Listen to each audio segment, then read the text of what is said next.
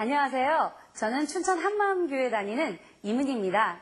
저는 이 자리에 저의 어떤 특별한 체험을 간증하기 위해서 나온 것은 아닙니다. 어린 시절 지독한 가난 때문에 상처를 많이 받았던 저는 생활하면서 진정한 행복이 무엇인가 고민을 참 많이 했고 삶 가운데서 방황을 참 많이 했어요. 그런데 부활하신 예수님을 만나고 나서야 진정한 행복이 무엇인지 알게 되었고 그 예수님을 만난 기쁨에 복음을 전하면서 주변에 해피바이러스를 터뜨리는 행복의 전도자가 되었습니다. 오늘의 저가 있기까지 저의 삶을 인도해 주신 하나님의 놀라운 은혜를 여러분과 함께 나누고자 합니다. 어린 시절 저희 집은 너무나 가난했습니다. 그 가난한 정도가 그냥 조금 못 산다는 그런 정도가 아니라 그 세상에서도 왜 뭐가 찢어지게 가난하다고 하잖아요. 정말 저희 집은 뭐가 찢어지게 가난한 집이었어요. 그러니까 어느 정도 가난하냐면 정말 그 다음 때거리를 걱정할 정도로 너무나 가난한 집이었거든요. 그러다 보니까 저와 저희 오빠들 또 언니는 항상 영양실조를 달고 살았고 어떤 때는 계속해서 굶다 보면 어지러워서 학교에 가지 못했던 적도 있었어요. 저는 1학년에서 6학년 초등학교를 내내 다니는 동안 단 한 번도 도시락을 싸가본 적이 없어요. 그래서 다른 친구들이 점심시간에 도시락을 꺼내놓고 먹을 때 저는 교실 밖을 나가서 돌아다니다가 점심시간이 끝나서야 교실에 들어오곤 했습니다. 그러던 어느 날 엄마가 제가 항상 굶는 것을 항상 마음 아파하셨거든요. 오빠 편에 정말 감동적인 도시락 하나를 저한테 보내주셨어요. 제가 그 도시락 뚜껑을 열고 한참을 울었던 기억이 납니다. 정말 저의 어린 시절이 정말 너무나 비참했죠. 그 도시락 하나에, 아이들은 날마다 먹는 도시락 하나에 그렇게 감동을 했으니까요. 그런데 그런 지독한 가난만큼이나 저희 가족을 힘들게 했던 것들이 있었어요. 바로 아버지의 주사였습니다. 아버지는 평소에는 온순한 성격이셨는데 술만 한 잔 딱 들어가면 이 세상에 없는 폭군이 되시는 거예요. 그래서 아빠가 그 당시 화력발전소에 다니시면서 목공소 일을 하셨는데 그 목공 일을 할 때 쓰는 왜 대패나 끌 같은 그런 도구가 있잖아요. 그런데 그 끌이 어떤 도구냐면 지금의 조각도 같이 생겼는데 아주 큰 거라고 보시면 됩니다. 그것을 나무를 이렇게 탁탁 찌르면 나무 조각이 퍽퍽 파여나가는 건데 그거를 술 취하면 갖고 들어오셔서 엄마나 저희 목에 대고는 죽인다고 항상 협박을 하시는 거예요. 그러니까 이 아이들이 안 그래도 못 먹어서 힘들어 죽겠는데 아버지의 그런 아주 엄청난 주사 때문에 더 많이 불안에 떨고 공포에 떨고 그런 시간들을 지내야 했었거든요. 그러다 보니까 자연스럽게 저희 가정에서 웃음이 사라지는 거예요. 그리고 행복이 무엇인지 모르는 가정이 되어가더라고요. 그 당시에 저는 그렇게 생각했어요. 우리 집보다 불행한 집은 없을 거라고. 그러던 어느 날 정말 기가 막힌 소식이 저희 가정에 날라들었어요. 아버지가 아침에 일찍 출근을 하셨는데 회사에서 쓰러졌다는 연락이 온 거예요. 그리고 얼마 후에 어떤 분의 등에 엎여서 의식이 없는 채로 아버지가 집에 돌아오셨어요. 그런데 아버지는 그날을 넘기지 못하고 그만 돌아가시고 말았습니다. 자식들에게 잘 있으라는 인사도 못하고 아내에게 어떤 유언도 못 남기고 그냥 그대로 가시더라고요. 아버지의 죽음 후에 그나마 밥은 굶었지만 살 곳은 있었잖아요. 그 발전소 자택에서 정말 저희 엄마와 어린 6남매가 그대로 거지 신세처럼 내쫓기는 그런 신세가 되고 말았습니다. 그리고 아버지가 살아계셨을 때도 너무나 비참하고 불행했던 우리 삶이었는데 막상 아버지가 돌아가시고 나니까 더 힘겨운 삶 가운데로 우리가 내몰리게 됐어요. 그때부터 어머니는 힘겨운 노동일을 전전하셨고 오빠들은 신문 배달을 해서 근근히 입에 풀칠을 하고 살았습니다. 그런 환경 속에서 살다 보니까 점점 더 제 성격이 이렇게 우울해지고 비관적인 성격의 아이가 되는 거예요. 그리고 친구들이 누가 뭐라고 조금만 하면 쟤는 내가 가난뱅이라서 나를 무시하는 거야. 이런 생각에 자꾸만 마음이 상하는 거예요. 그리고 제 생각에 항상 이런 생각이 드는 게 뭐냐면 우리 집은 돈이 없어서 앞으로 내가 하고 싶은 어떤 일도 나는 하고 살 수 없을 거야. 그런 생각에 늘 우울하게 지냈습니다. 그런데 그 중에서 가장 기억에 남는 일화가 있는데요. 제가 중학교에 들어갔을 때였습니다. 중학교에 들어가니까 담임선생님이 납입금 영수증이라는 것을 반으로 가지고 오시더라고요. 한 손에는 노란표 딱지를 그리고 다른 한 손에는 하늘색 딱지를 가지고 오시는데 그 노란색 딱지가 바로 극빈자 아이들의 납입금 영수증이었어요. 그런데 선생님이 그 반 아이들이 다 있는 데서 제 이름을 크게 부르실 때 저는 정말 죽고 싶었습니다. 정말 선생님께서 그 모든 아이들이 있는 앞에서 이문희가 제일 가난뱅이야 이렇게 말씀하시는 것 같아서요. 정말 그때 상처를 많이 받았던 것 같아요. 저희 형편이 늘 그렇다 보니까 항상 제 마음속에 빨리 이 지긋지긋한 가난을 벗어나야 해. 그리고 나에게 고통만 주었던 이 상처, 이 고향을 빨리 벗어나야 해. 저는 항상 그런 생각을 하면서 어린 시절 자랐어요. 그런데다가 저희 오빠들이 제가 중학생이 되니까 한 20대쯤 되더라고요. 20대가 되었던 저희 오빠들은 그렇게 아버지가 술을 먹고 주사를 부리는 거를 그렇게 지긋지긋해 했으면서도 똑같이 술 입에 대기 시작하고 아빠와 똑같은 모습으로 변해가기 시작하는 거예요. 그런 모습을 보니까 정말 한시라도 그 고향에 남아있고 싶다는 생각이 들지 않는 거예요. 어느 순간 너무나 비참한 인생 속에서 제 마음에 꿈이 하나 자리 잡는데 행복하게 좀 살아보고 싶다. 정말 어떻게 사는 것이 행복한 것인지는 잘 몰랐지만은 행복하게 살아보고 싶은 게 꿈이 되더라고요. 그래서 그때 당시에는 저희 가정이 정말 찢어지게 가난했기 때문에 절대로 학비를 대줄 수가 없는 형편이라 그랬잖아요. 그래서 제가 끼를 딱 메고 데모를 했죠. 엄마, 난 대학에 보내달라. 날 대학에 보내주면 나는 직장도 번듯하게 잡을 수 있고 성공을 해서 내가 잘 살 수 있는 길이 열리지 않겠냐. 데모를 막 했어요. 그랬더니까 엄마가 정말 어렵지만은 너 입학금만 대주겠다. 그럼 너 학교에 가서 네가 벌어서 학교를 다니겠냐. 저한테 이렇게 다짐을 받으시더라고요. 제가 거의 데모를 하다시피 해서 대학에 오게 되었습니다. 그러다 보니까 막상 말이 쉬워서 일을 하면서 공부를 하는 것이지 정말 저의 4년 동안의 대학 생활은 너무나 지옥 같은 생활이었어요. 다른 친구들은 MT도 가고 미팅도 하고 즐거운 대학 생활을 보내는데 저는 정말 밤이고 낮이고 코피를 터뜨리면서 일을 하고 또 공부를 해서 대학 졸업증을 넣겠다는 그 일념 하나로 열심히 공부를 했어요. 왜냐하면 대학을 졸업해야 나한테 정말 파라다이스 같은 인생이 펼쳐질 거라고 생각했기 때문이에요. 그리고 제가 그 힘겨운 대학 생활을 견딜 수 있었던 또 하나의 소망이 있었는데요. 제가 3학년이 되니까 그 상위 10% 아이들에게 교원 자격증을 딸 수 있는 그런 기회를 주더라고요. 그래서 제가 그때 새로이 생긴 소망이 뭐였냐면 내가 교원 자격증을 따면 교사가 될 수 있고 정말 지금으로도 교사는 번듯한 직장이잖아요. 교사가 되면 내가 정말 남보란 듯이 살 수 있을 거야. 그런 생각에 제가 정말 너무 힘들었지만 그거 하나만 생각하고 열심히 4년을 달렸습니다. 4년이 되었을 때 정말 비정한 현실 앞에 무릎을 꿇고 말았습니다. 세상은 제가 생각했던 것처럼 그렇게 호락호락한 곳이 아니더라고요. 가난한 국문학도가 열심히 공부를 해서 교원 자격증을 땄지만 막상 교사가 될 수 있는 길은 너무나 좁고 험한 거예요. 그 당시는 저희 집에서 어떤 재정적 지원도 해주지 않았기 때문에 목구멍이 포도청이었던 저는 학원 강사로 취직을 하게 되었습니다. 사회 초년생이었기 때문에 진짜 열심히 일했어요. 막 그냥 팔을 걷어붙이고 남들 잘 안 하는 열심히 공부까지 해가지고 열심히 일을 했거든요. 그런데 첫 번째 달에 받았던 월급이 너무나 충격적이었어요. 60만 원을 주더라고요. 그런데 공교롭게도 그날 저희 원감이 어제 백화점에서 샀다면서 60만 원짜리 코트를 입고 와서 선생님들 앞에 막 자랑을 하는 거예요. 그러니까 선생님들은 이쁘다 이쁘다 하는데 저는 정말 이쁘다는 소리도 안 나오고 그 60만 원짜리 월급 봉투하고 그 선생님의 코트를 보면서 더 비참함을 느꼈어요. 제가 그런 곳에서 자꾸 이렇게 비참함이 오다 보니까 이건 아닌가 보다. 내가 다른 데서 행복을 찾아야겠다 이런 생각이 들더라고요. 이거로는 결정이 안 난다는 생각이 드는 거예요.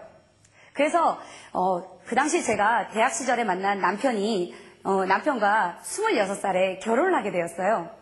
남편이 원래 연애 시절에는 굉장히 잘해주잖아요. 막 저희 집 앞에서 5시간씩 기다리고 그랬던 사람이었어요. 그랬는데 이 사람과 결혼하면 너무 행복해질 거라는 생각에 제가 이 사람과 빨리 결혼을 서둘렀어요. 그때 제 나이 26살이었는데요. 저희 과 동기 중에서도 제가 2번째로 일찍 결혼했지 뭡니까? 그래서 친구들이 얌전한 고양이가 부뚜하게 먼저 올라간다고 그런 얘기를 했었어요. 그래서 하여튼 즐거울 것 같은 그 결혼 생활을 시작하게 되었습니다. 그런데 그 결혼 생활에서조차 제가 원하는 행복을 찾을 수가 없더라고요. 저희 남편은 사실은 성실하고 조용한 성품의 남자예요. 그런데 이 사람이 출근을 해서 집에 딱 돌아오면 먼저 문을 딱 여는 순간 입에 자크부터 쫙 달고 그 다음에 차려던 밥 딱 먹고 텔레비전 이렇게 보다가 그냥 누워 자는 거예요. 그런데 그것도 하루 이틀이지 그렇게 1년 살고 그렇게 2년 살고 그렇게 3년 사니까 나중에는 이 심장이 터져서 죽을 것 같더라고요. 저는 불행한 가정에서 자랐잖아요. 아빠가 그렇게 힘든 가정에서 자랐기 때문에 정말 저를 사랑해주는 남편을 만나면 오손도손 남들처럼 알콩달콩 재미나게 그리고 남편도 다정다감하고 가정적인 남편이 되리라고 정말 그런 남자랑 살면 내가 얼마나 행복할까 그런 생각에 기대를 잔뜩 하고 있었는데 그런 남편의 모습을 보니까 너무나 실망이 되는 거예요. 그리고 또 저의 힘을 빼기 시작한 게 있었는데 옛날처럼 그렇게 찢어지게 가난하게 살진 않았지만 남편이 벌어오는 월급으로는 저희가 살림이 펴지지가 않는 거예요. 저희도 살아야 하죠. 어려운 친정도 도와줘야 하죠. 가끔 가다가 오빠가 술을 먹고 사고를 치면 그것도 막아줘야 되죠. 아무리 열심히 허리띠를 졸라매도 항상 어려운 거예요. 그러니까 또 마음이 또 슬슬 지쳐가기 시작하는 겁니다. 그런데 불행은 항상 겹쳐서 오더라고요. 한두 개로 끝나질 않아요. 설상가상으로 하나 있는 아들아이가 너무 많이 아픈 거예요. 이 아이가 다른 애하고는 달리 위장이 좀 누워있어서 일어서도 토하고 가도 토하고 웃어도 토하고 울어도 토하고 자다가도 토하고 노상 토해대는 거예요. 그런데 이 아이가 잘할 수가 없잖아요. 그래서 5살이 되도록 이게 띠를 해가지고 업고 다녔는데 제가 업고 나가면 사람들이 이제 첫돌이나 됐나? 이렇게 물어볼 지경이었어요. 제가 상황이 이렇다 보니까 이 마음에 스트레스가 너무 많이 받는 거예요. 행복을 찾아오겠다고 그렇게 탈출하듯 삼척을 떠나고 그렇게 대학을 와서 그렇게 열심히 살아서 자격증을 땄는데도 제가 원하는 그 행복은 직장에서도 얻을 수 없었잖아요. 그래서 제가 결혼을 하면 내가 행복해지겠구나 하는 생각에 결혼까지 했는데 그 결혼 생활을 통해서도 제가 원하는 행복을 얻을 수가 없더라고요. 제가 그렇게 스트레스를 막 받으면서 이게 살다 보니까 남편하고 자주 강하게 다툼을 일으키게 됐어요. 남편이 저에게 여러 가지 변명을 많이 하지만 그럴 때마다 제가 또 특유의 고성을 지르면서 따다다다다다 하고 막 쏴대니까 남편이 그걸 참다 못해서 너는 인격 파탄자 같아 그런 말을 하더라고요. 저는 근데 남편의 그 말을 듣는 순간 마치 인생에서 어떤 도장을 받는 듯한 그런 느낌이 들었어요. 가만히 생각해 보니까 제 인생에 돌아보니까 하나도 건질 만한 게 없다는 생각이 드는 거예요. 그리고 조물주라는 분이 있다면 그분은 나에게 내가 누릴 수 있는 최소한의 행복도 허락하지 않는다는 생각에 그만 마음이 확 지치면서 죽고 싶다는 생각이 들어오더라고요. 제가 그때 나이 30살이었는데 마치 70살을 산 것처럼 갑자기 인생의 모든 피곤함이 막 몰려오기 시작하는 거예요. 그때부터 죽어야겠다. 이제 이 질기질긴 삶의 끈을 좀 놓고 좀 한번 좀 푹 쉬어보자 이런 생각이 들어오더라고요.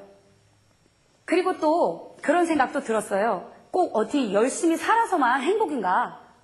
죽어서 이 불행을 끝내는 것도 행복이 아닌가? 그런 생각이 들어서 그때부터 차분히 죽음을 계획하고 자살의 유일한 행복이라고 생각하면서 자살이 제 유일한 소망이 되고 꿈이 되기 시작했어요. 그런데요, 자살이라는 것도 그렇게 쉽지 않더라고요. 날마다 꽥꽥 토해대는 애를 보니까 걔를 두고 죽을 수가 없는 거예요. 얘가 제 죽음을 받아들일 수 있을 때까지 제가 기다리면서 참기로 했죠.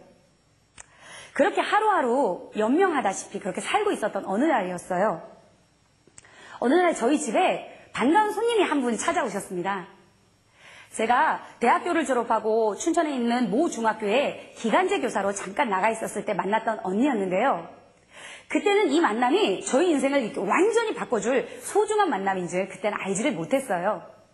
언니랑은 방학 때만 잠깐씩 만났거든요. 언니가 영어 교사였기 때문에 학기 중에는 바빠서 만날 시간이 없었고 방학 때만 잠깐 만났는데 제가 저를 만난 언니를 보고 정말 깜짝 놀랐어요. 언니가 분명히 지난 겨울방학 때까지만 해도 얼굴이 시커멓고 너무나 우울하고 슬픔이 많았던 사람이었거든요. 그리고 만날 때마다 항상 그 마음속에서 슬픈 일들이 있었다는 것을 저한테 토로하곤 했었거든요. 그런데 그날 왔을 때 딱 보니까 얼굴이 완전히 벗겨져 있는 거예요. 환해져 있더라고요. 그래서 저는 속으로 깜짝 놀랐어요. 뭘 좋은 걸 먹었나? 저는 이렇게 생각을 했어요, 처음에는. 얼굴에 완전히 나는 행복합니다 이렇게 써 있는 것 같더라고요. 그래서 제가 속으로 분명히 뭔가 좋은 일이 있었나 보다. 안 보는 사이에 좋은 일이 있었던 게야. 이렇게 생각을 하고 있는데 언니가 저한테 그러더라고요. 은희야, 내가 예수님을 만났어. 제가 속으로 엥?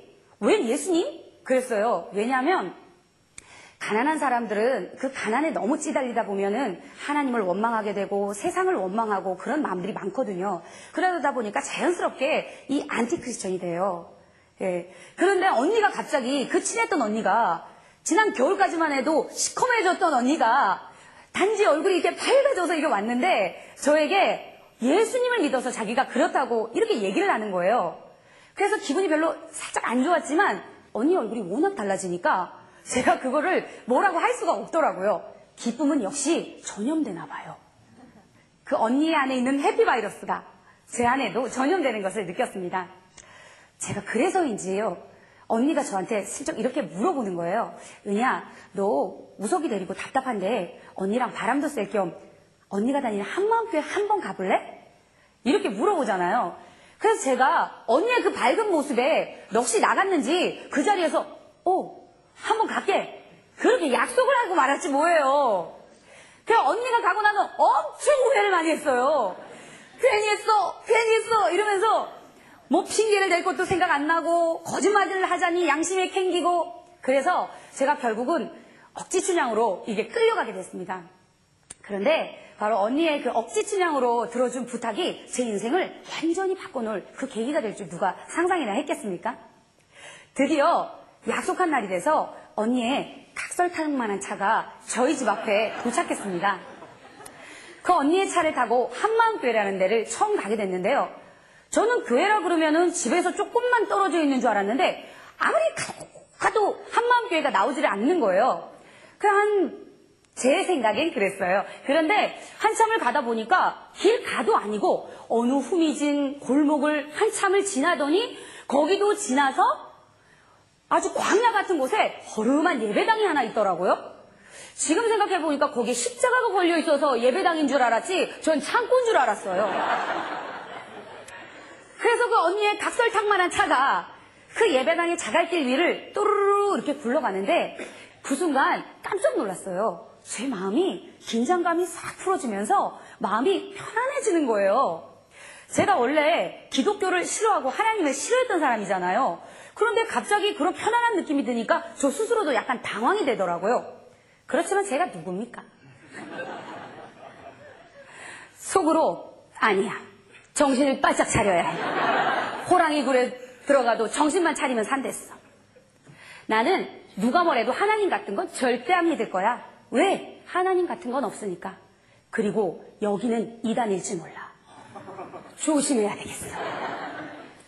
그런 생각을 하고 마음의 갑옷을 딱 입고 제가 차에서 내렸습니다. 차에서 내리니까 그 간이 테이블이 준비되어 있더라고요. 그래서 그 아이를 내려놓고 그 테이블에 딱 앉아 있는데 예상대로 어떤 분이 저에게로 딱 다가오는 거예요. 제가 그분을 딱 보고 드디어 올 것이 왔구나.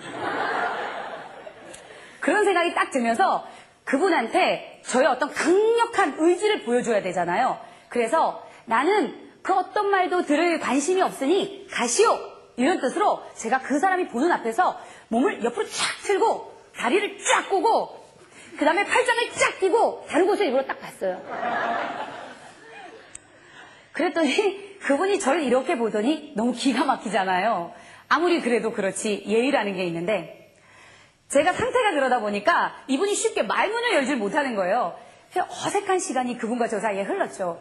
이분이 여기에서 후퇴하면 안 된다 이런 생각이 들었는지 저한테 한마디를 툭 던지는 거예요. 저 이거 아세요? 성경이 역사인 거? 저는 그 순간 망치가 제 머리를 때리는 것 같은 충격을 받았어요. 성경이 역사라고? 성경은 신화 아니야? 저는 이때까지 머리 털라고 성경이 역사라는 말 한 번도 들어본 적이 없었거든요.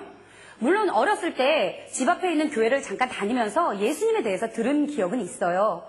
그렇지만 저는 그걸 다 꾸며진 이야기라고 생각했지 역사라고 생각해 본 적이 한 번도 없었거든요. 그런데 이 사람이 나는 이때까지 꾸며진 이야기라고 생각했던 그 성경을 역사라고 말하는 겁니다. 얼마나 충격스러웠는지 몰라요. 그런데다 제가 왜 이렇게 역사에 목숨을 거냐면요. 제가 대학에서 국문학과 국어교육을 전공했잖아요. 그리고 실전에서 아이들에게 국어를 가르친 경력이 있습니다. 국어를 가르칠 때 신화와 역사, 소설과 전기의 차이점을 제가 굉장히 아이들한테 역설적으로 많이 가르쳤거든요. 더 놀라운 일은 그 다음부터 벌어지기 시작했어요. 마치 제 옆에서 누가 제 머릿속에다가 생각의 필름들을 하나씩 착착착착 꽂아주는 것 같은 그런 느낌을 받았어요. 아주 짧은 시간이었는데 생각들이 차례대로 지나가기 시작하더라고요. 성경이 역사라고? 그렇지. 예수가 4대 성인 중 한 분이니까 예수의 생애를 기록한 성경은 역사가 맞지. 그러면 예수가 십자가에 죽었다는 것도 부활했다는 것도 다 역사적 사건이네? 그럼 예수님이 정말 부활했구나. 그럼 하나님이 살아계신 건데? 그 생각이 들자마자 제 마음속에 우직우직 하면서 지진이 막 일어나기 시작하는 거예요. 저는 이때까지 단 한 번도 하나님이 살아계시다고 생각해 본 적이 없었거든요. 무식하면 용감하다고 하나님이 살아계신 거를 몰랐으니까 제가 자살을 꿈꾸지 않았겠습니까? 그런데 그 사람이 말한 대로 성경이 역사고 부활이 실제 사건이라면 하나님이 살아계신 게 실제가 되고 그렇다면 천국과 지옥이 있는 거잖아요. 제가 그 말을 듣는 순간 저는 금방 알 수 있었어요. 내가 갈 곳이 지옥이라는 것을. 그 생각이 거기에서 딱 멈추니까 마음속에 막 두려움이 몰려오기 시작하더라고요. 어떡하지? 난 지금까지도 너무 고통스럽게 살았는데 그럼 죽어서까지 지옥을 가야 한단 말인가? 이런 생각이 들면서 너무나 두려운 거예요. 그때부터 전세가 역전되기 시작했어요. 다리가 꼬아져 있던 게 자연스럽게 내려오더라고요. 팔짱을 내가 듣나봐라 하고 딱 끼고 있었던 팔짱이 자연스럽게 내려오면서 누구보다도 겸손한 자세로 그 사람을 향해 있더라고요, 제가. 그리고서는 크크한 눈으로 그분을 보면서 마음이 너무 급하니까 그러면 제가 어떻게 하면 될까요? 제가 이렇게 물어봤어요. 그랬더니 이제 앞사람이 당황을 하기 시작하는 거예요. 분명히 자기는 나한테 성경이 역사입니다. 그 얘기 한마디만 했는데 그렇게 눈에서 도끼가 철철 흘러넘치던 사람이 순한 양이 돼서 말씀을 들어보겠다는 투로 말을 하니까 이 사람이 얼마나 놀랐겠어요. 그런데 기회는 이때뿐이다 이런 생각이 들었는지 이 사람이 곧 냉정을 잡고 성경을 펴서 저에게 복음의 내용을 짚어주기 시작하더라고요. 제가 복음의 내용을 다 듣고 나서 크게 두 가지 사실을 깨닫게 되었습니다. 한 가지는 제가 살아계신 하나님 앞에 너무나 큰 죄를 짓고 살았다는 것이었습니다. 창조주이신 하나님을 마음에서 버린 죄도 죽을 수밖에 없는 죄인데 그 죄 때문에 보내주신 예수님도 제가 철저하게 배척하고 제멋대로 살았잖아요. 그리고 제가 인생에서 진정한 행복을 찾겠다고 여기에도 들이밀어보고 저기에도 들이밀어보고 그러다가 계속해서 좌절을 거듭하고 그랬잖아요. 그러면서 인생이 수고하고 무거운 짐만 얹었는데 그 이유가 다른 것이 아니더라고요. 인생의 주인이 될 수 없는 사람이 그 주인 자리에 앉아서 주인 노릇을 했기 때문이더라고요. 예수님을 믿지 않고 내가 주인 되어 산 대가가 바로 그런 삶에서의 처절한 고통과 절망뿐이라는 것을 그 복음을 듣고 알게 되었습니다. 복음을 다 듣고 나서 이분이 저에게 영접기도라는 걸 하자고 해요. 저는 그 당시 완전 불신자였으니까 영접기도가 뭔지 몰랐어요. 그래서 영접기도가 뭐냐고 했더니 그 부활하신 예수님, 지금 살아계신 예수님을 마음의 주인으로 모셔드리는 거라고 그렇게 얘기를 해주더라고요. 그래서 제가 순한 양이 돼서 두 손을 탁 모으고 눈을 탁 시키는 대로 감고 그분이 영접기도 해주는 소리를 들었습니다. 그분이 저를 위해서 이렇게 기도를 해요. 하나님 아버지, 이문희 자매가 오늘 왔습니다. 이렇게 기도를 하는데요. 제가 그 기도 소리를 듣는 순간 마음이 와르르 무너져 내리는 거예요. 그러면서 살아계신 하나님께서 나를 이렇게 내려다보시는 것처럼 그런 마음이 들어서 너무나 죄송하고 너무나 고마운 마음이 드는 거예요. 그러면서 제 마음속에 이렇게 고백을 했습니다. 하나님 아버지, 제가 이제야 왔습니다. 그 힘겨운 삶, 다 내가 주인 되어 살다가 제가 왕노릇하다가 이제서야 왔습니다. 하나님 아버지, 너무 잘못했습니다. 하나님 너무 감사합니다. 제가 이렇게 마음에서 고백을 했어요. 그 고백을 하고 나니까 막 제 안에서 뜨거운 눈물이 막 주체할 수 없이 막 흘러내리더라고요. 그러면서 한 가지 놀라운 변화를 알게 됐는데 제 마음속에 부활하신 예수님이 실제로 주인으로 들어오시고 나니까 마음속에서 견딜 수 없는, 정말 주체할 수 없는 기쁨이 막 솟구치는 거예요. 안 벌리던 돈이 벌린 게 아니에요. 제가 갑자기 행복해진 이유는 그것이 아니라 정말 부활이 역사적 사건이 되니까 천국이 실제가 되고 그 천국의 주인이신 예수님이 내 마음에 들어오니까 기쁨이 막 자동으로 막 넘치는 거예요. 남편은 여전히 퇴근하고 돌아와서 입에 지퍼 쫙 달고요. 아이는 계속 빽빽 토하고요. 여전히 살림살이는 너무 빠듯했지만 그래도 제 마음속에서 그 예수님이 주시는 기쁨을 아무도 빼앗을 수가 없더라고요. 그런데 제가 이렇게 하루아침에 홀랑 바뀌고 나니까 사람들에서 주변 사람들이 막 반응을 일으키기 시작해요. 제가 교회를 1년 다닌 것도 아니고 10년을 다닌 것도 아니고 어느 날 애를 들쳐업고 답답하다고 바람 쐬러 갔던 사람이 홀랑 바뀌어가지고 막 나는 행복하다고 막 그러니까 주변에 있는 가장 가까운 이웃들도 우석이 엄마 이단에 빠진 거 아니야? 이런 얘기를 하는 사람들도 있었어요. 그런데 지금 그분들이 저와 함께 한마음교회에서 신앙생활을 열심히 하고 계십니다. 그리고 무엇보다도 가장 피부에 와닿는 변화는 남편이 느꼈을 것 아니에요.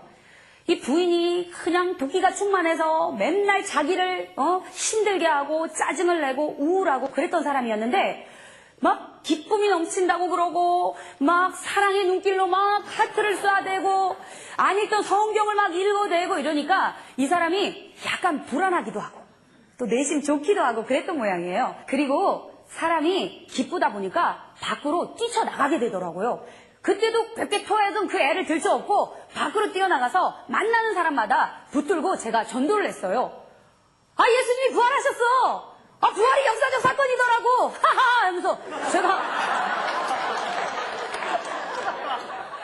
제가 이제 막 그러니까 이 사람들이 제가 이제 우울하고 그런 사람이었는데 갑자기 바뀌어서 막 그렇게 기뻐하니까 그 사람들이 저한테 자기를 보니까 기분 좋은 에너지가 나오는 것 같다고 하고 I'm your energy? 기분 좋은 에너지가 나오는 것 같다고 하기도 하고 자기를 보니까 덩달아 기뻐진다고. 역시 기쁨은 전염되는 거예요. 혹시 저희 간증을 들으신 분들 중에 이전에 저처럼 나는 아무 희망이 없어. 나는 아무것도 가진 것이 없어.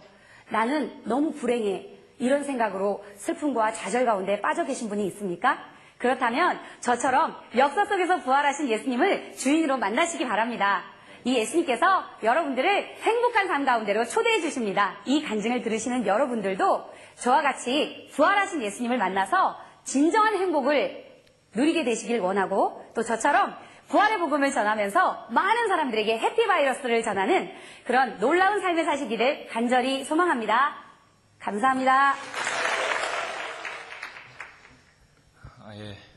방금 이문희 자매 간증을 들었는데 이분 간증을 제가 이제 한마음교회 가서 더 2차적으로 들어봤어요. 이제 그 이후의 삶. 근데 이 지퍼를 꽉 달고 있었던 그 남편분이 이제는 변하셔서 이제 교회를 이제 나올 수 있는 그런 이제 하나님이 이렇게 마음을 만주셨다고 하면서 이게 복음에 정말 능력이 있구나 이런 생각을 갖게 됐습니다. 네, 2월 18일부터 26일까지 한마음교회를 제가 다녀왔는데 간증문을 읽도록 하겠습니다. 2월 17일 주일 드디어 한마음교회로 가기로 한 날이 되었다. 이날 주일 예배와 모든 프로그램을 마치고 집으로 돌아와서 짐을 챙기며 한마음교회로 떠날 채비를 했다. 그러나 내 마음은 이날 오전부터 극한 긴장감과 두려움으로 휩싸였다. 이상했다. 전날까지만 해도 아무렇지도 않았던 내 마음이 떠날 당일이 되니 혼란스럽게 되는 것이다. 버스 시간을 알아놓고 30분 정도의 여유가 있어서 조금 누워있는데 내 마음은 자꾸만 긴장감으로 가득 찼다. 이 기분을 뭐라고 설명할까? 마치 제 입대를 하는 기분이었다. 내가 왜 이런 긴장을 할까 생각해보니 비로소 얼마 전 한마음교회 겨울 수련회의 경험으로 인한 것임을 알게 되었다. 2박 3일의 겨울 수련회는 하루에 3차례씩의 예배로 꽉 찬 스케줄로 이루어졌다. 수련회라고 해서 특별한 프로그램이 있는 것이 아니라 일반 주일 예배처럼 목사님의 말씀 선포와 성도들의 간증으로만 이루어졌다. 수련회 기간 동안 내가 지낸 곳은 그곳 청년들이 생활하는 훈련관 아파트였다. 말이 아파트였지만 어림잡아 16평 정도밖에 안 돼 보이는 그 조그만 곳에서 덩치 큰 남자들 15명 정도가 생활을 했었다. 정말 가관이었다.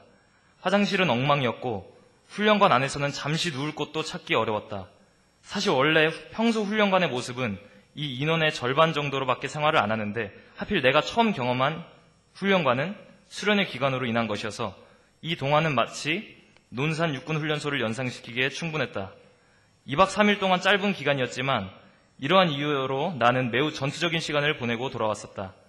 이렇게 한마음 훈련관에서 한번 데이고 이 훈련관을 다시 갈 생각을 하니 긴장이 되고 마음이 착잡한 것은 어쩔 수 없는 것이었다.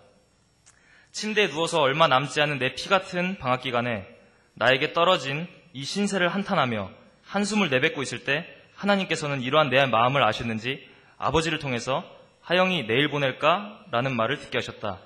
복음이었다. 하나님께서는 이렇게 철없는 나의 모습을 보시고 우리 아버지에게 나를 향한 긍휼의 마음을 쏟아 부어주셨던 것 같다.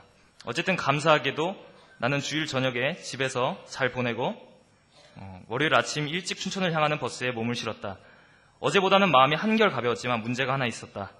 바로 이날 학교 수강 신청을 하는 날이기 때문이었다. 수강 신청 기간은 내가 춘천에 가는 도중부터 시작이었다. 내가 할 수 없었기에 지평이에게 부탁을 해놓았지만 걱정이 이만저만이 아니었다.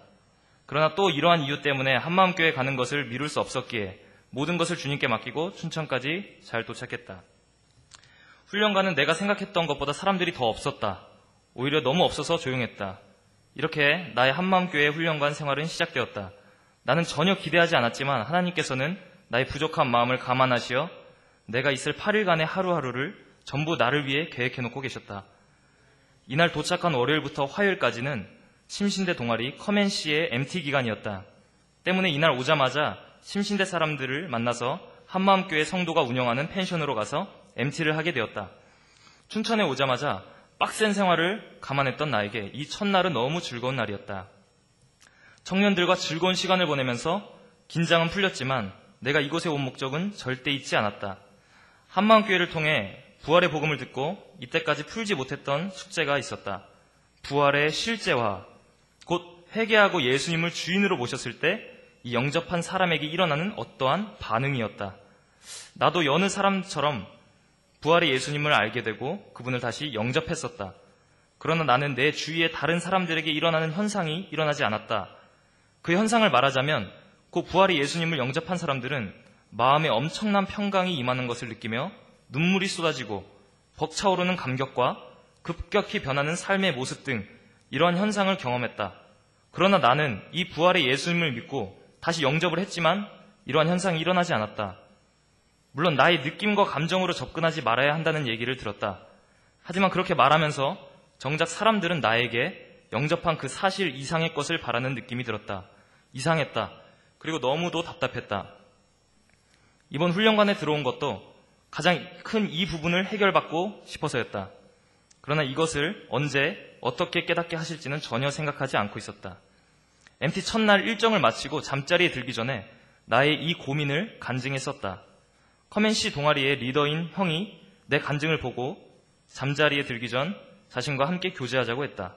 꽉 찬 일정으로 인해 엄청나게 졸렸지만 갈급한 마음 때문에 교제를 하면서 형의 말에 집중했다. 형은 신약 성경을 찾아주면서 나에게 깨닫게 했던 말씀은 바로 성경대로의 말씀이었다. 어떠한 현상과 일어나는 느낌이 중요한 것이 아니라 바로 성경 그대로를 믿으면 된다는 것이었다. 이 말을 듣고 먼저는 안도감이 생겼다. 어떠한 특별한 현상을 경험하지 않은 내가 이상한 게 아니었기 때문이었다. 그러나 여전히 고민은 조금 남아있었다. 물론 느낌, 감정이 중요한 것이 아니었지만 다른 사람들처럼 내 마음에도 그런 구원의 감격이 일어나길 원했다. 2% 부족한 마음을 아쉬워하면서 내일 가야 될 새벽 예배를 위해 잠들었다. 펜션은 교회에서 조금 떨어진 지역이라 엄청나게 일찍 일어나야 했다. 내가 잔 시간은 새벽 1시였고 일어날 시간은 새벽 4시를 조금 넘어서였다. 때문에 정말 정신이 오락가락하는 상태로 일어나 씻고 교회를 가는 차에 몸을 실었다. 모두가 잠들고 있을 것만 같은 고요한 새벽이었지만 한마음교회에 도착했을 때는 찬양 반주와 기도 소리가 흘러나오고 있었다. 뜨거운 새벽 기도를 마치고 아침 식사 후 김성로 목사님의 커맨시를 위한 특강이 있었다. 목사님께서는 왜 부활의 예수님을 믿는 것이 중요한지를 성경 말씀을 찾아가며 말씀하셨고 결국 내가 정말 갈급해했던 어제 풀리지 않았던 그 2%를 다루셨다. 목사님의 말씀은 어제 들었던 내용과 같았다. 그리고 이제는 확신이 커졌다. 목사님께서는 예수님을 믿을 수 있는 것은 나에게 일어나는 어떠한 현상과 반응이 아니라 바로 성경대로 믿는 것이다 라고 확실히 말씀하셨다. 죽을까봐 벌벌 떨면서 숨어 살던 베드로가 부활의 예수님을 만나고 강심장이 되어 복음을 전하고 다녔던 것은 학문을 배워서 조금씩 자신감이 생긴 것이 아니라 바로 그 부활의 예수님을 만났기 때문에 즉각적인 변화가 가능했던 것이다. 죽으면 모든 것이 끝이라고 생각했던 그 베드로가 부활하신 예수님을 만나서 자신도 부활의 믿음을 갖게 된 것이다. 우리에게도 베드로와 같이 죽음 후에 부활의 소망을 주신 것이다. 지금 이 시대에 살고 있는 우리는 베드로를 비롯한 예수님의 제자들과 여러 증인들을 통해 증거된 이 말씀을 그냥 말씀 그대로 믿는 것이다. 이 성경대로의 말씀이 뚫리니 내 마음속에는 말씀의 확신으로 가득 차게 되었다. 이제는 부활이 정말 내 것이 되었다. 눈물을 흘리고 방언이 터지고 감격으로 급격하게 삶이 변해버리는 현상과 상관은 없이 성경이 있는 그대로를 믿는 사람이 갖는 그 부활이 바로 내 것이 되었다. 너무 감사했다. 하나님은 이후에 모든 말씀들도 정말 나에게 필요한 말씀들로 부어주셨다. 한마음교회 가는 것이 두려워서 춘천으로 가기 전날 벌벌 떨고 있던 나에게 하나님께서는 이제 당신의 사랑의 마음을 깨닫게 하셨다. 내가 춘천에 도착한 이후로 목사님의 입을 통해 선포되는 모든 말씀들이 어제 오늘 서로 다른 내용의 말씀이 아닌 하나라도 빠지면 안 되는 시리즈 같은 주옥 같은 말씀이었다. 모든 말씀이 나의 갈급함에 초점이 맞춰져 있었다. 하루하루를 보내며 이러한 역사하심에 감격했다. 한마음교회에서 맡게 된 주일 예배 때는 한마음교회에서 2달간 머물고 계시는 제자들교회 김태균 사모님께서 간증을 하셨다. 이 사모님은 남편 목사님과 한마음교회에서 총 3달을 머물 계획이라 하셨다. 목회를 하면서 풀리지 않는 문제점들과 지친 삶으로 인해 안식월을 가지시고 바로 한마음교회로 오신 것이었다. 김태균 사모님의 간증을 들으면서 나는 소름이 돋았다. 이 사모님은 나와 100% 같은 문제를 가지고 계셨던 분이었다. 그 정도가 내가 생각했던 짜잘한 생각들까지도 나와 그 사모님은 정확하게 일치했다. 예배 후에는 이미 간증을 알고 있었던 리더 형도 놀라운 모습을 보였다. 김태균 사모님도 자신의 주위 사람들에게만 일어나는 반응으로 인해 심한 자격지심을 가지고 있었다. 사람들에게 일어나는 반응이 시간이 지나도 자신에게 일어나지 않으니 결국에는 성경 말씀마저 의심하게 되는 상황까지 발생하게 되었다. 그 의심 중 하나는 바로 구약에 있는 예언들을 신약의 내용과 맞추기 위해 성경의 저자가 구약과 신약을 미리 짜서 기재하지 않았을까 하는 의심이었다고 한다. 생각해보면 정말 어처구니 없는 생각이지만 그 사모님의 기분을 나는 전적으로 공감했다. 그러나 하나님께서는 그 사모님의 갈급함을 아시고 결국 성경대로라는 말씀을 깨닫게 하셨다. 성경은 과거에 있었던 확실한 역사이며 그 역사는 지금도 이루어지고 있는 것을 알게 되셨다고 했다. 하나님의 놀라우신 은혜였다. 춘천에 온 첫날 리더 형과 교제를 통해 그리고 다음날 목사님의 특강을 통해 또 주일날 김태균 사모님의 이 간증을 통해 나는 내가 가지고 있었던 문제를 온전히 해결받게 되었고 내 영혼은 하루하루 이어지는 은혜의 말씀으로 강건해졌다. 내가 대전으로 돌아오기 이틀 전부터 목사님의 말씀 주제는 오로지 담대함이었다.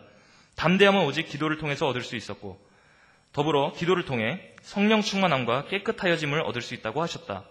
이 담대함의 말씀은 이제 내가 다시 대전으로 돌아가서 전파해야 할 복음 때문에 주신 복음으로 주신 말씀으로 믿는다. 이제 부활의 예수님을 만났으니 내가 해야 될 것은 오직 기도함으로 주인 되신 예수 그리스도를 담대하게 전하는 일일 뿐임을 믿는다. 복음을 위해 기도할 때 하나님께서는 담대함은 물론이거니와 놀라운 성령의 권능까지 주실 줄 믿는다. 사도행전 4장 29절에서 31절 말씀. 주여 이제도 그들의 위협함을 굽어보시옵고 또 종들로 담대히 하나님의 말씀을 전하게 하여 주시오며 손을 내밀어 병을 낫게 하옵시고 표적과 기사가 거룩한 종 예수의 이름으로 이루어지게 하옵소서 하더라. 빌기를 다함에 모인 곳이 진동하더니 우리가 다 성령이 충만하여 담대히 하나님의 말씀을 전하니라. 아멘. 우리가 하나님을 이렇게 만나고 또 하나님을 경험하는 것은 세 가지로 경험한다 그래요. 첫째는 사랑으로, 하나님의 사랑을 경험함으로 하나님을 경험함. 사랑을 통해서 하나님을 만나고 경험한다. 두 번째는 진리를 통해서, 하나님이 진리니까 진리의 말씀을 통해서 살아계신 하나님을 우리가 만나게 되고 경험하는 거예요.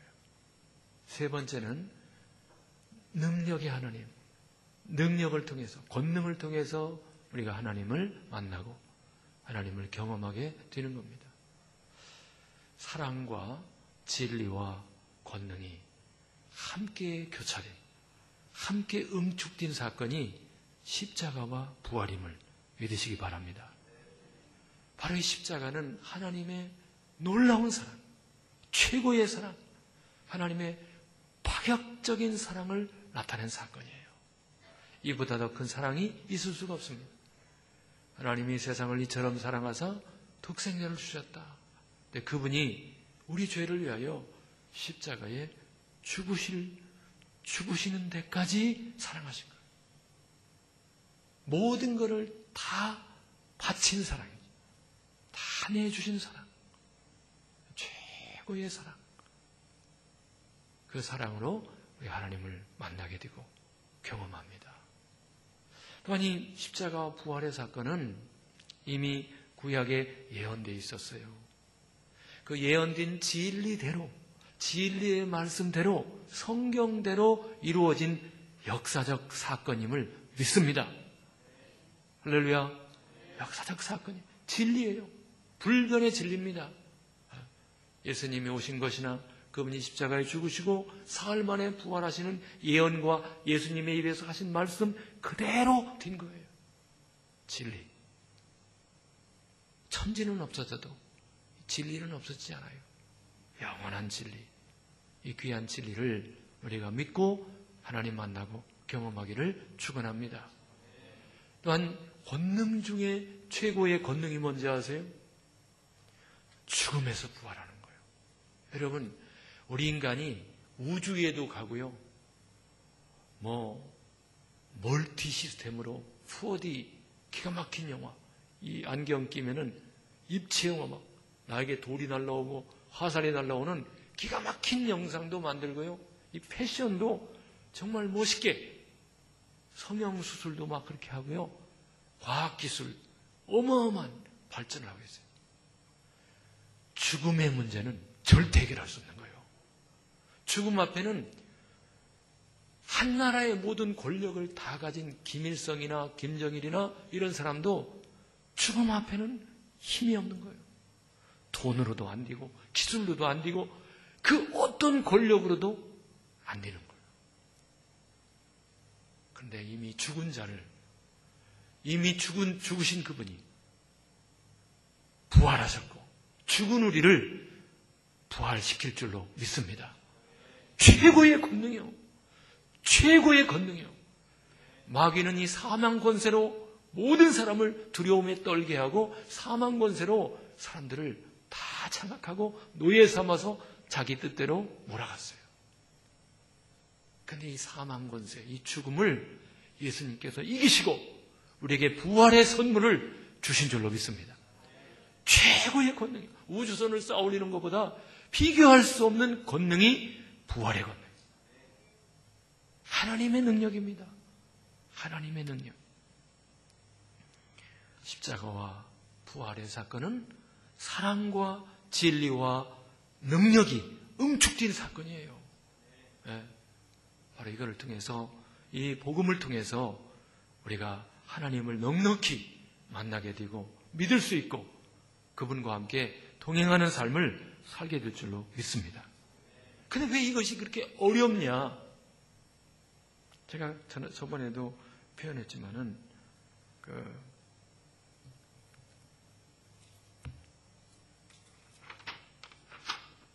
저 보이세요?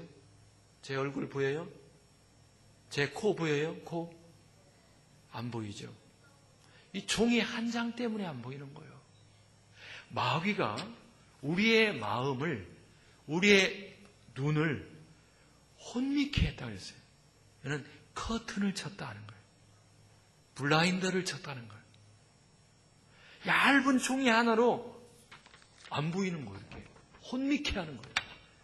그래서 이 복음의 광채가 흐려지고 안 보이는 거예요.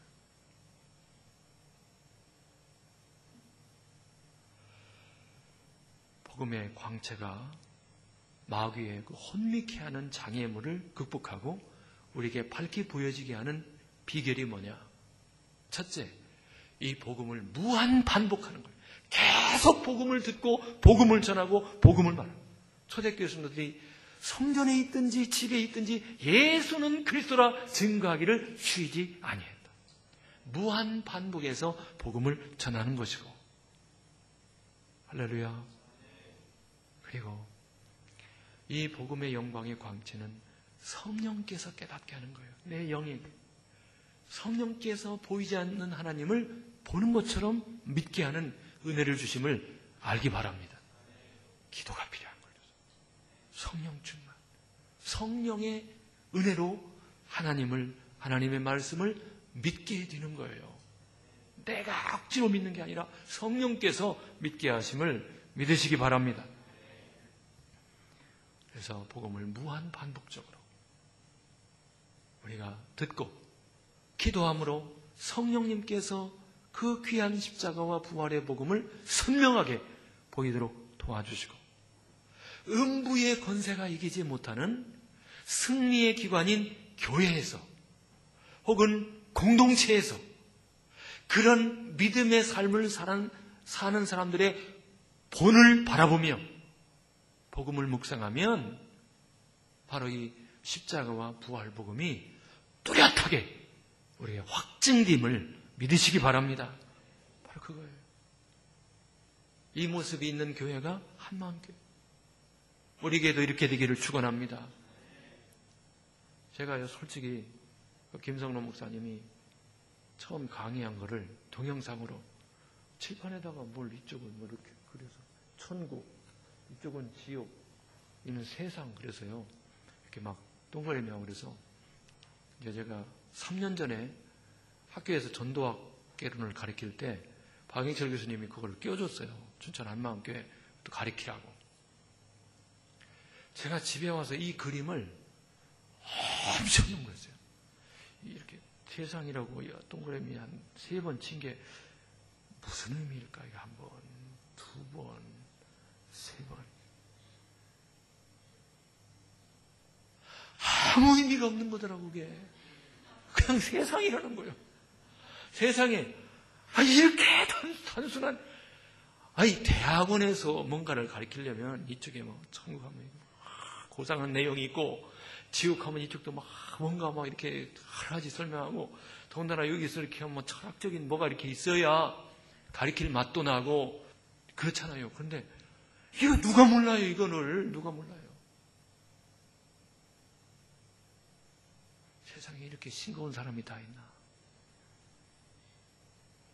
그런데요, 그 영광의 복음을 마귀가 가려놨어요. 우리의 지성으로 가려놨어요. 뭔가 더 고상한 것으로. 사도 바울이 아덴 지역에 가서 철학적으로 복음을 전했어요. 아무도 안 믿는 거예요. 그래서 고린도에 가서는 내가 십자가 외에는, 이 복음 외에는 다른 것을 알지 않기로 작정했다고 그랬어요. 다른 걸 말하지도 말고 아예 모르는 것으로 오직 복음만을 전하기로 작정했다. 처음 들으면 복음은 미련하게 보이고 우습게 보이고 그렇죠. 그러나 믿는 자들에게는 하나님의 구원의 능력인 줄로 믿습니다. 최고의 사랑, 불변하는 진리, 최고의 권능, 이것이 응축된 사건이 십자가와 부활인 줄로 믿습니다. 부활이 완성 아니에요? 십자가 시작이라면 부활이 완성이라면.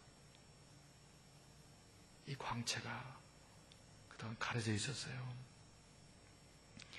근데 이것이 이제 우리 교회가 반복해서 지금도 의도적으로 이런 간증을 보는 거는 저분이 그냥 행복이라고 하는 걸 찾아서 얼마나 고생했겠어요. 근데 교회 와가지고 성경이 역사라는 걸 아십니까? 이 한마디에 성령께서 정의를 다 하게 만들고 겸손하게 해서 그럼 제가 어떻게 해야 합니까? 딱 질문하게 만들죠. 이거 하나만 알면 되는데 이걸 몰라가지고 얼마나 많이 방황했어요. 이제 남편도 회복되고 아들도 하나님이 고쳐주시고 주인이신 하나님이 해결해 주실 줄로 믿습니다. 부활의 권능이 있으니 부활의 권능을 믿는데 안 될 일이 없지.